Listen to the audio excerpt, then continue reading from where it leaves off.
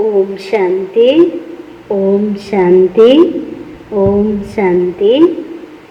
आज छ बाबाको 10/8/2020 को साकार महावाक्य मुख्य सार में मीठे बच्चे अपने स्वधर्म को भूलना ही सबसे बड़ी भूल है। अभी तुम्हें अभूल बनना है। अपने घर और राज्य को याद करना है। बाबाले भन्नुभयो आफ्नो स्वधर्मलाई याद गर्नु। सबभन्दा गहिरो भूल भनेको स्वधर्मलाई भुल्नु। त्यसैले अभूल बनेर घर परमधाम र सतयुगी राज्यलाई याद गर भन्नुभयो। प्रश्नमा आप बच्चों की कौन सी अवस्था है समय के समीपता की निशानी है? बाबाले सोध्नुभयो, हामी बच्चाहरूको कुन चाहिँ यस्तो अवस्था बन्दछ जसले स्वतः समय समीप आएको त्यो निशानी हो त? हामी बच्चाको कुन चाहिँ यस्तो अवस्था आयो भने त्यो समय समीपताको लक्षण हो। बाबाले उत्तरमा भन्नुहुन्छ, आप बच्चे जब याद की यात्रा में सदा मस्त रहे, बुद्धि का भटकना बंद हो जाएगा, वाणी में याद का जोहर आ जाएगा, अपार खुशी में रहेंगे, घड़ी घड़ी अपनी सतयुगी दुनिया के नजारे सामने आते रहेंगे, तब समझो समय समीप है। विनाश में टाइम नहीं लगता, इसके लिए याद का चार्ज बढ़ाना है। बाबाले समय समीपताको निशानी के भन्नुभयो? जब हामी बच्चा बाबाको यादको यात्रामा मस्त रहन्छौँ, बुद्धिको भट्किने बन्द हुन्छ, बाबाको यादको शक्ति वाणीमा आउँछ, अपार खुसी रहन्छ। घरिघरि धेरै समय हाम्रो बुद्धि सतयुगमा जान्छ, सतयुगी नजाराहरू याद आउँछ।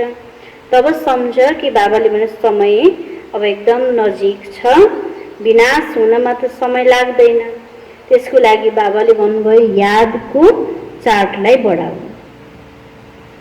गीतमा छ, तुम्हें पाके हमने जहान पा लिया है, जमी तो जमी आसमान पा लिया है। ओम शांति। रूहानी बच्चे इस गीत का अर्थ तो समझते होंगे। अब बेहद के बाप को तो पा लिया है, बेहद के बाबा से स्वर्ग का वर्षा मिलता है, जिस वर्षे को कोई भी छीन नहीं सकता। वर्षे का नशा तब चला जाता है जब रावण राज्य शुरू होता है। यह भी ड्रामा बना हुआ है। बच्चों को सृष्टि ड्रामा का भी ज्ञान है। जब यह चक्र कैसे फिरता है, इसको नाटक भी कहे, ड्रामा भी कहे। बच्चे समझते हैं बरोबर। बाप आकर सृष्टि का चक्र भी समझाते हैं। जो ब्राह्मण कुल के हैं उन्हों को ही समझाते हैं। बच्चे, तुम अपने जन्म को नहीं जानते हो, मैं तुमको समझाता हूँ। पहले तुम सुनते थे, 84 लाख जन्म के बाद फिर एक जन्म मनुष्य का मिलता है। ऐसे नहीं है। अभी तुम सब आत्माएं नंबरवार आती जाएंगे। बुद्धि में आया है पहले पहले हम आदि सनातन देवी देवता धर्मों के पूज्य थे। अभी हम पुजारी बने। आप ही पूज्य, आप ही पुजारी, यह भी गायन है। मनुष्य फिर भगवान के लिए समझते हैं कि आप ही पूज्य, आप ही पुजारी बनते, आप ही यह सब स्वरूप है। अनेक मत मतांतर है ना, तुम अभी श्रीमत पर चलते हो, तुम समझते हो। हम स्टूडेंट पहले तो कुछ नहीं जानते थे, फिर पढ़कर ऊंच इम्तिहान पास करते हैं। वो स्टूडेंट भी शुरू में कुछ नहीं जानते हैं, फिर इम्तिहान पास करते करते समझते हैं कि अभी हमने बैरिस्टरी पास कर ली। तुम भी सब जानते हो, हम पढ़कर मनुष्य से देवता बन रहे हैं, सो भी विश्व का मालिक।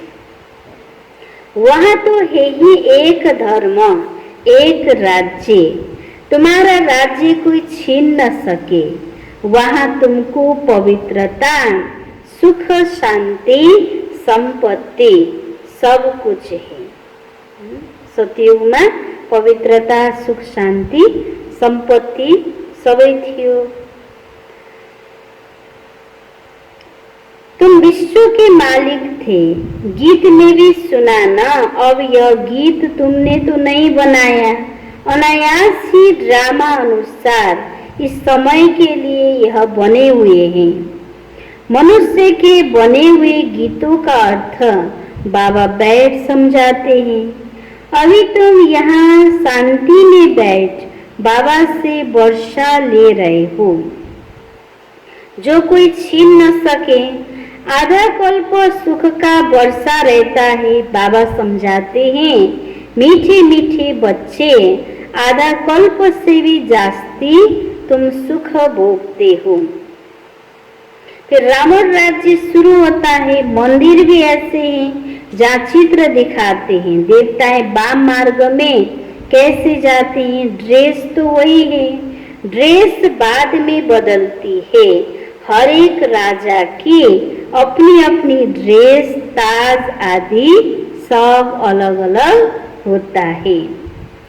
सब बच्चे जानते हैं हम शिव बाबा से ब्रह्मा द्वारा वर्षा ले रहे हैं। बाबा तो बच्चे बच्चे ही कहते हैं। बच्चे, तुम अपने जन्म को नहीं जानते हो, सुनती तो आत्मा है ना। हम आत्मा है, न कि शरीर।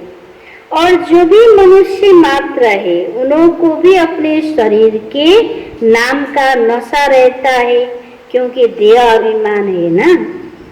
अभी तुमको बाबा ने समझाया है, तुम आत्मा, सो विश्व के मालिक देवी देवता बन रहे।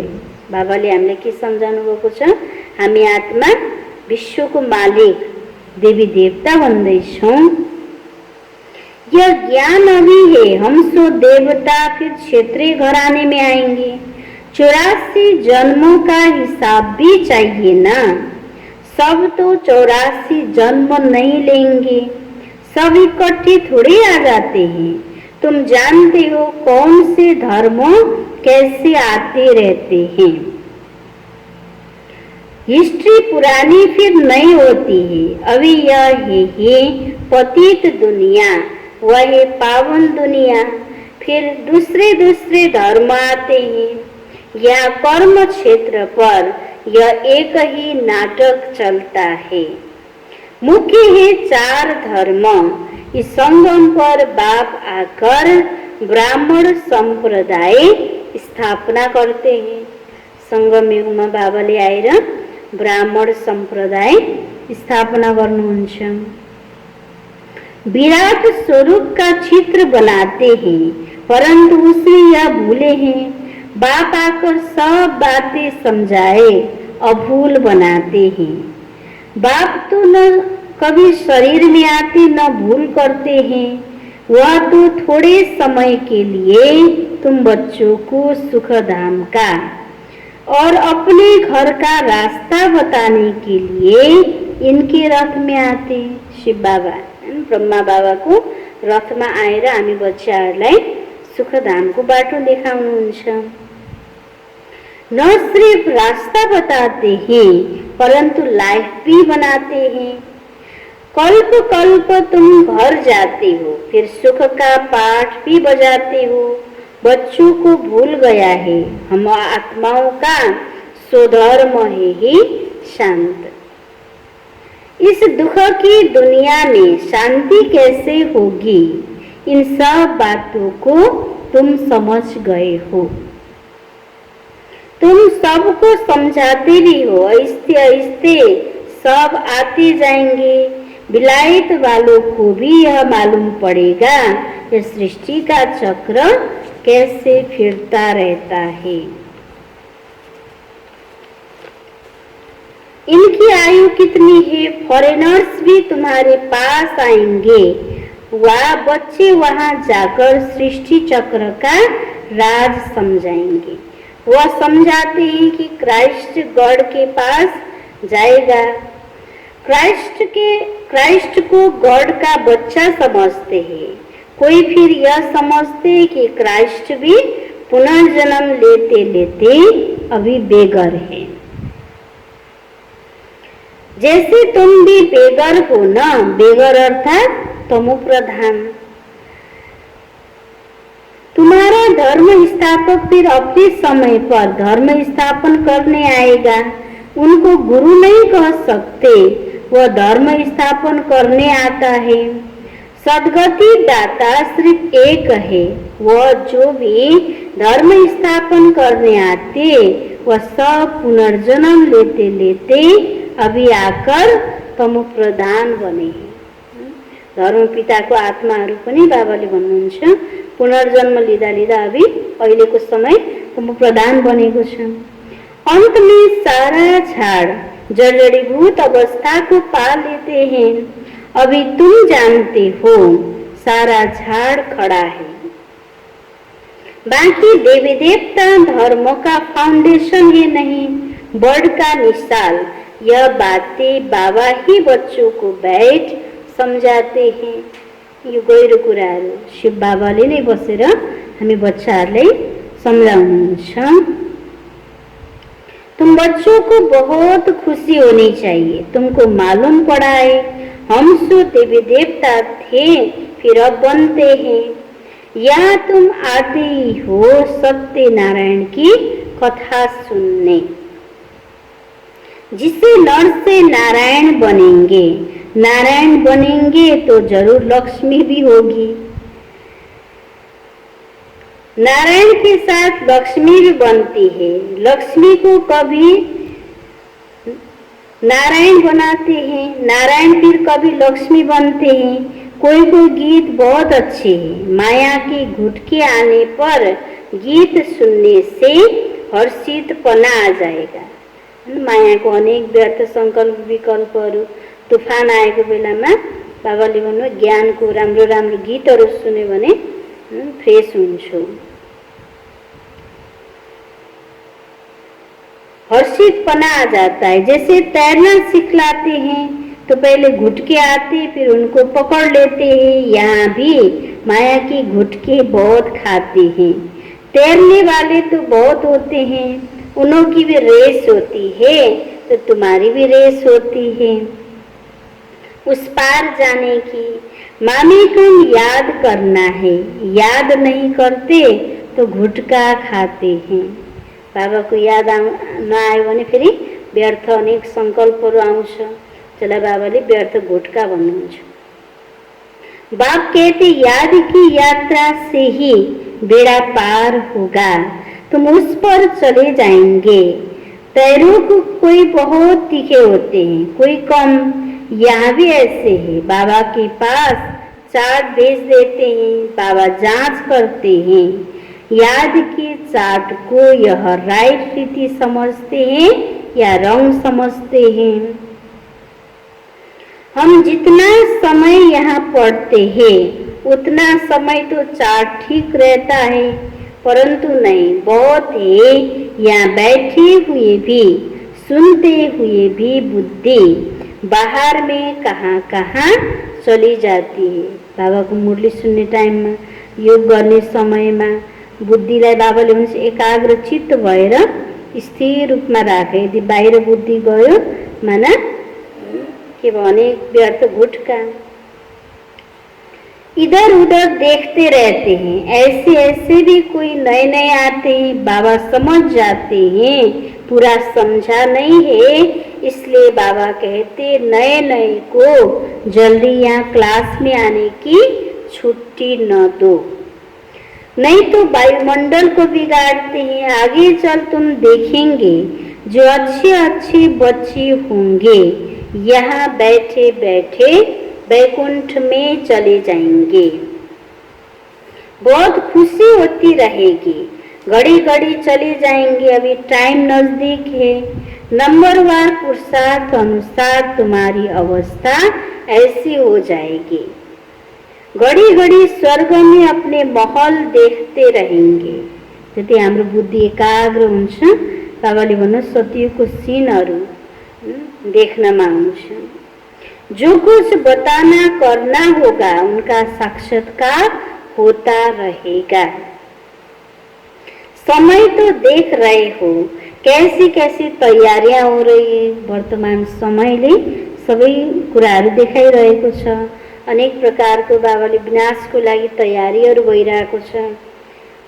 बाबा कहते हैं देखना कैसे हैं, एक सेकेंड में सारी दुनिया के मनुष्य खाक में मिल जाएंगे। बम लगाया और यह खलास हुआ। तुम बच्चे जानते हो अभी अपनी राजा स्थापना हो रही है। अभी तो याद की यात्रा में मस्त रहना है। वो जौहर भरना है जो कोई की भी दृष्टि से तीर लग जाए। बाबाले यस्तो योगको स्थिति तिमीले आफ्नो बनाऊ ताकि तिम्रो दृष्टिद्वारा अनेक आत्मालाई तीर लागोस्।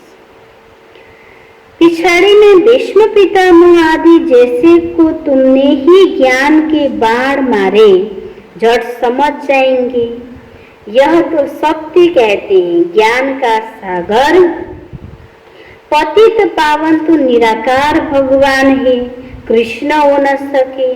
उनका तो जन्म दिखाते हैं। कृष्ण के वही फीचर्स फिर कभी मिल न सके। फिर सतयुग में वही फीचर्स मिलेंगे।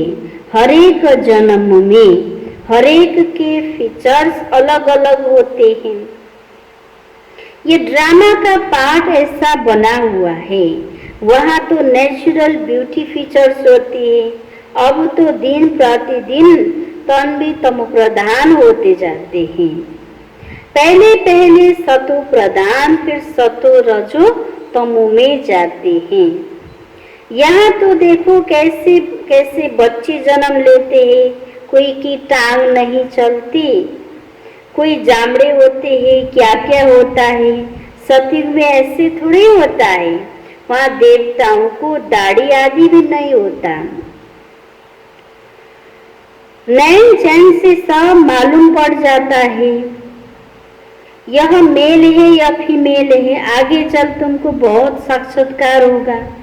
तुम बच्चों को कितनी खुशी होनी चाहिए। बाबा कल्प कल्प आकर हमको राजयोग सिखाए, मनुष्य से देवता बनाते हैं। यह भी तुम बच्चे जानते हो कि और जो भी धर्म वाले सब हैं अपने अपने सेक्शन में चले जाएंगे।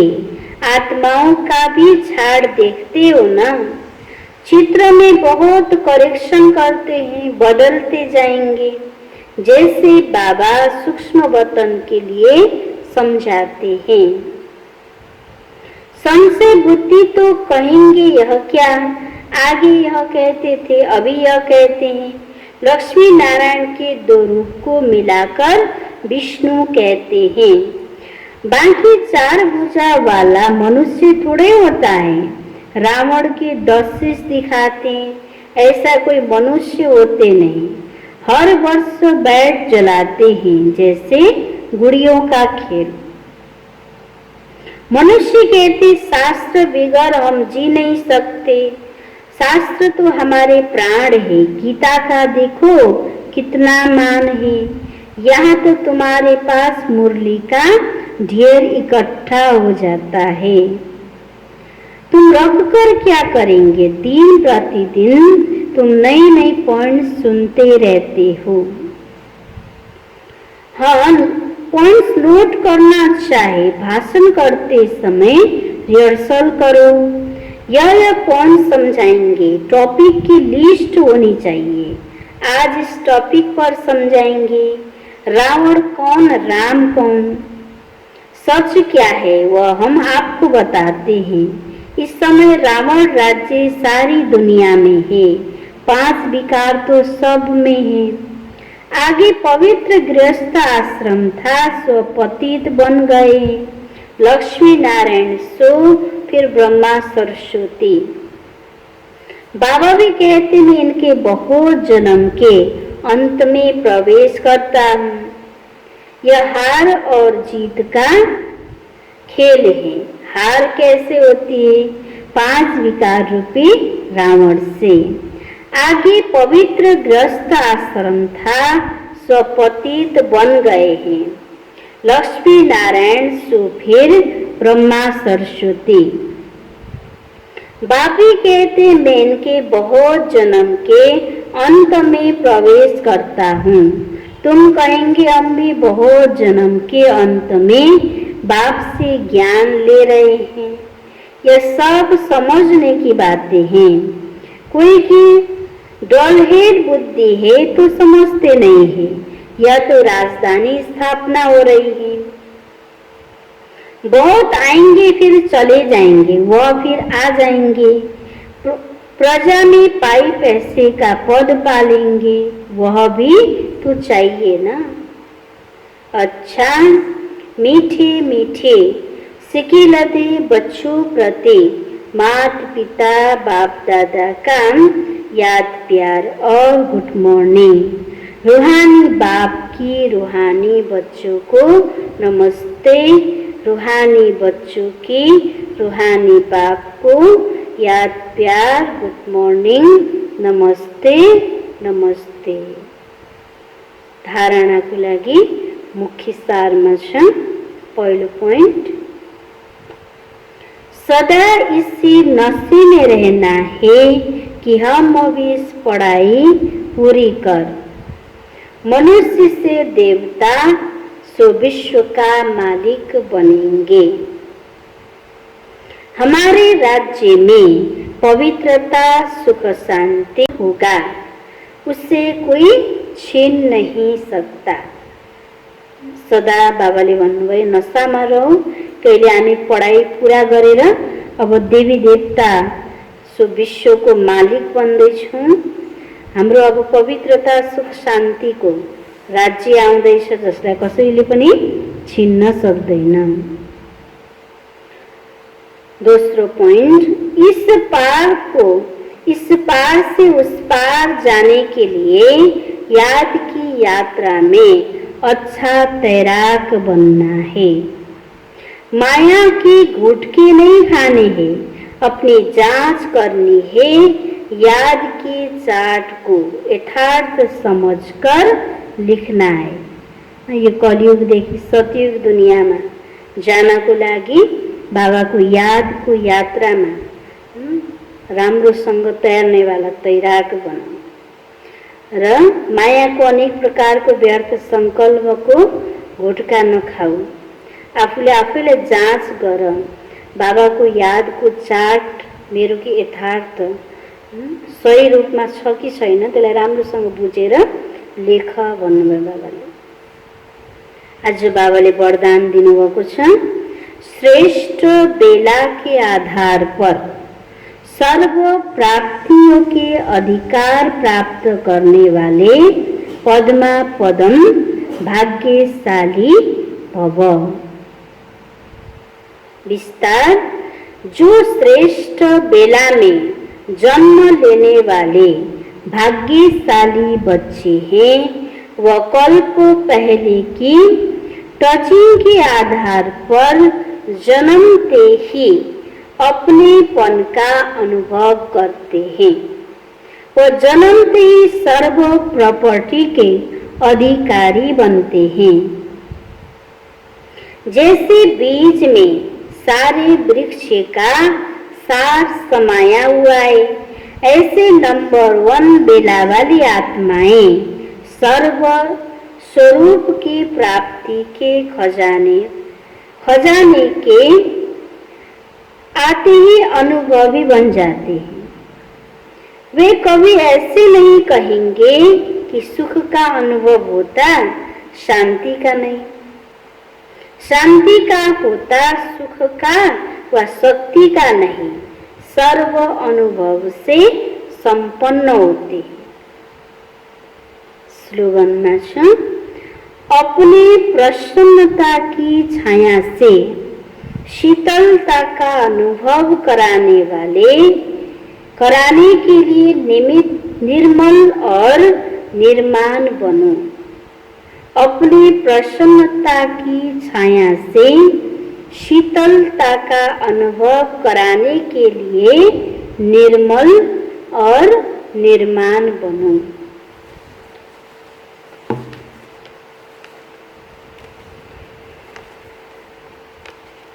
आज को मुख्य सार में थियो, मीठे बच्चे अपने स्वधर्म को भूलना ही सबसे बड़ी भूल है। अभी तुम्हें अभूल बनना है, अपने घर और राज्य को याद करना है। प्रश्न, आप बच्चों की कौन सी अवस्था है समय की समीपता की निशानी है? उत्तर, आप बच्चे जब याद की यात्रा में सदा मस्त रहेंगे, बुद्धि की भटकना बंद हो जाएगा, वाणी में याद का जौहर आ जाएगा, अपार खुशी में रहेंगे, घड़ी घड़ी अपनी सतीगी दुनिया के नजारे सामने आते रहेंगे, तब समझो समय समीप है।